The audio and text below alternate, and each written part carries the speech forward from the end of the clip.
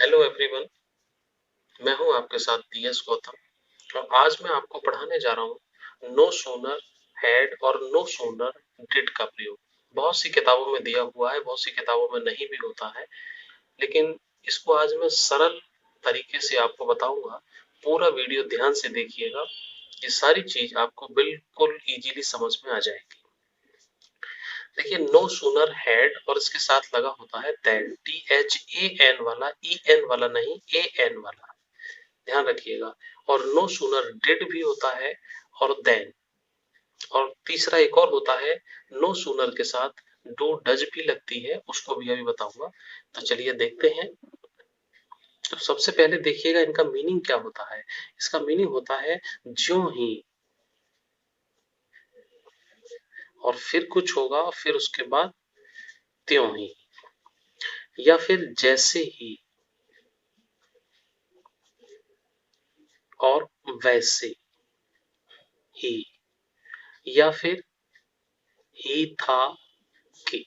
अब मैं तीनों का आपको मतलब समझा दूंगा। देखिए इसका एग्जांपल,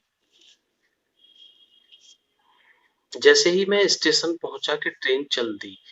अब ये जैसे ही और वैसे ही, जैसे ही मैं स्टेशन पहुंचा वैसे ही ट्रेन चल दी, ज्यों ही मैं स्टेशन पहुंचा के त्यों ही ट्रेन चल दी, मैं स्टेशन पहुंचा ही था कि ट्रेन चल दी। ये तीनों के मैंने आपको हिंदी मीनिंग समझा दी है। अब देखिए इंग्लिश कैसे बनती है, और इंग्लिश बनाने से पहले इनको बनाने का तरीका समझिए। इसको बनाने का जो तरीका है वो नो सूनर के साथ हैड लगाएंगे, और फिर उसके बाद वर्ब की थर्ड फॉर्म लगेगी। जब हेड है तो वर्ब की थर्ड फॉर्म लगेगी, ऑब्जेक्ट लगेगा और देन लगेगा THAN वाला, EN वाला नहीं, ध्यान रखें। ये कंपटीशन में एक सवाल आ जाता है 1 नंबर का, पूरा सेंटेंस सही होगा वो, लेकिन EN लगा देंगे और उसी पे कंफ्यूज होके कभी कभी टिक लग जाता है, तो उससे ये सवाल गलत हो जाता है। और उसके बाद सेंटेंस, सेंटेंस का मतलब वो सेंटेंस जिस सेंटेंस में है अपने सेंटेंस में ही रहेगा, उसके लिए कोई आपको टेंस परिवर्तन नहीं करना है। यदि नो सूनर के साथ डिड का प्रयोग करते हैं तो सब्जेक्ट और वर्ब की फर्स्ट फॉर्म, भी आपको पता है कि डिड के साथ वर्ब की फर्स्ट फॉर्म लगाई जाती है, और ऑब्जेक्ट और उसके बाद देन और फिर सेंटेंस जो भी है। ठीक है, अब इसी को हम एग्जाम्पल के रूप में देखते हैं। जैसे ही मैं स्टेशन पहुंचा के ट्रेन चलती, तो इसको हम उसी नियम से बनाएंगे। No sooner had I reached at station,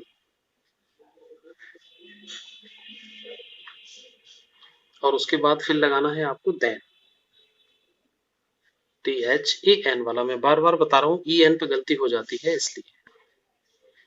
the train left, या स्टार्टेड, कुछ भी लगा सकते हैं आप, जो आपकी मर्जी। Train started.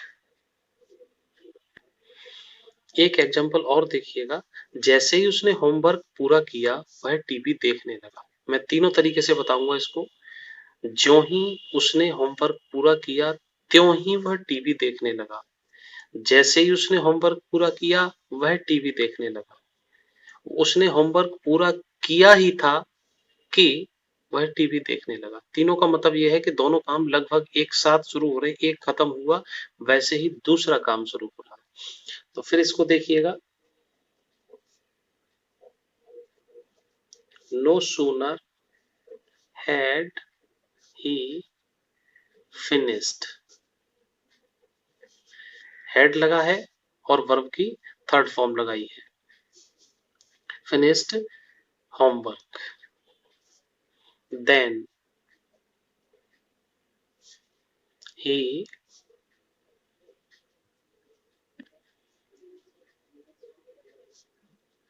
started then he started watching TV.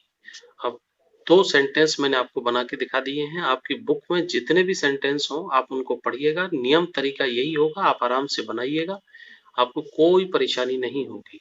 अब मैं आपको एक और सेंटेंस दिखाता हूँ कुछ अलग तरह से।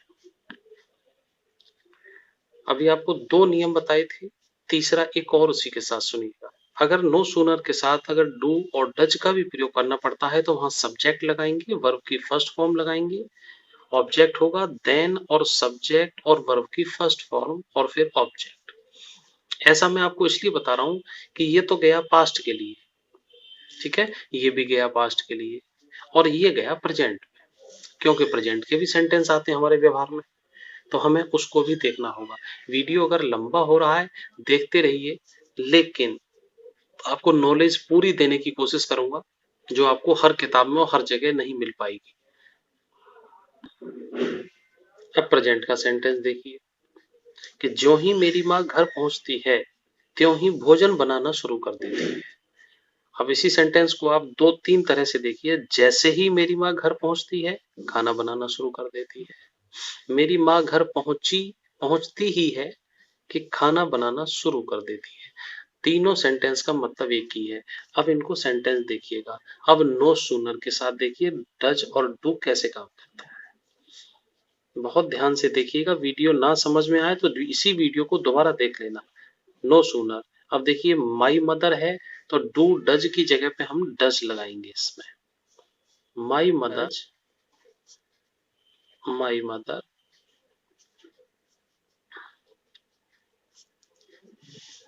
Reach at home.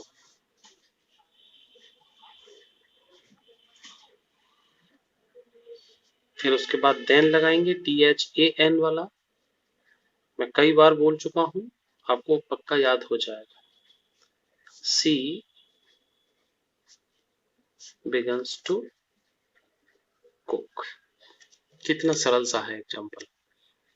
No sooner does my mother reach at home then she begins to cook. अब देखिए इसके अंदर हुआ क्या क्या। नो सूनर लगाया, डज लगाया, रीच के साथ SES लगाई, वर्ब की फर्स्ट फॉर्म जो हम आपको यहाँ दिखा रहे हैं, at home, then she begins, जैसा सेंटेंस है शुरू कर देती है। कौन? माँ। माँ के लिए आया है तो सी के लिए प्रेजेंट इंडेफिनिट। ये सेंटेंस सब आने चाहिए, सब एडवांस लेवल का है टू कुक। तो यहां तक इस तरह आपको समझ आ गया होगा। एक सेंटेंस और दिखाता हूं, क्योंकि ये सभी स्ट्रक्चर रोजाना कहीं ना कहीं न्यूज़पेपर में, मैगजीन्स में, आपकी बुक्स में कहीं ना कहीं मिलते हैं। तो वहां मिलेंगे तो आप जिसको जरूर समझेंगे। एक और स्ट्रक्चर होता है एज सून एज के साथ, और सेंटेंस होगा, फिर कॉमा लगा होगा। ध्यान से देखिए, कॉमा लगा होगा और फिर दूसरा सेंटेंस दिया होगा। अब उसमें नो सूनर नहीं लगाना, जैसा सेंटेंस है वैसे को एज सून एज के साथ और सिंपल वे में पहुंचाइए। एग्जाम्पल मैंने वही रखा है, जैसे ही मैं अपना होमवर्क समाप्त करता हूं वैसे ही मैं माँ की मदद करता हूं। देखिए यहाँ इस वाले एग्जाम्पल को देखिए, इस वाले को मैंने एज सून एज के साथ बनाया है। तो यहां से देखिएगा, as soon as my mother arrives, जैसे ही मेरी माँ आती है, she begins to cook.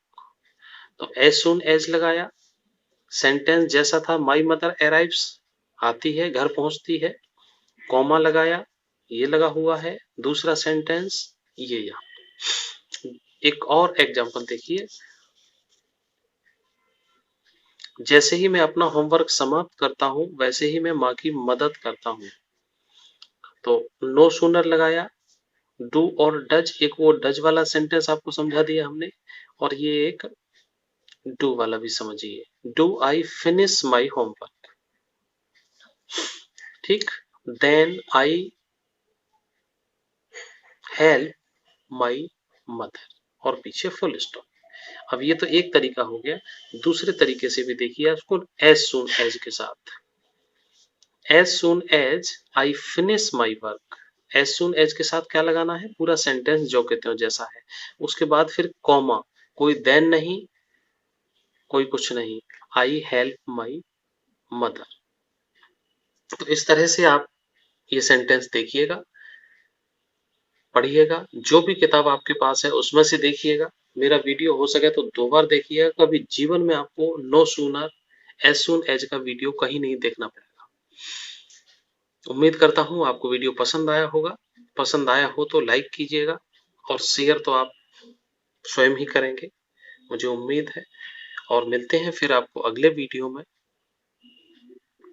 Have a great day. Thanks for watching.